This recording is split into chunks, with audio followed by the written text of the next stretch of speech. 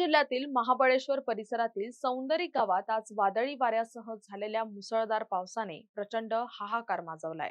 अचानक आलेल्या या नैसर्गिक आपत्तीमुळे अनेक गरिबांच्या घरांची छप्पर हवेत उडून गेली आहेत, तर शेतकऱ्यांची पिकं पूर्णपणे उद्ध्वस्त झाली आहेत.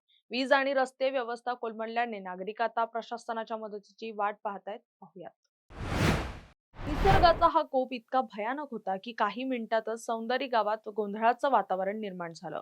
वेगवान वाऱ्यामुळे शेतात तयार असलेला भाजीपाला आणि इतर पिकं डोळ्यांदेखत मातीमोल झाली. अनेक ठिकाणी अजस्त्र झाडं आणि विजेचे खांब उन्मळून पडल्यामुळे संपूर्ण गावातील वीज पुरवठा खंडित झालाय. ग्रामीण भागातील कच्च्या घरांचं आणि गोठ्यांचं यामुळे प्रचंड नुकसान झालंय. घरांवरची छप्परं उडून गेल्यामुळे अनेक कुटुंबांवर ऐन पावसात उघड्यावर राहण्याची वेळ आली आहे.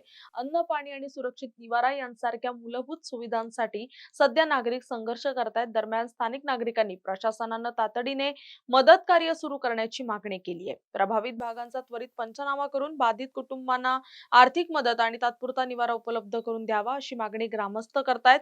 हा केवळ पाहणीचा नव्हे तर तातडीने कृती करण्याचा काळ असून प्रशासनानं संवेदनशीलतेने पावलं उचलण्याची गरज आहे.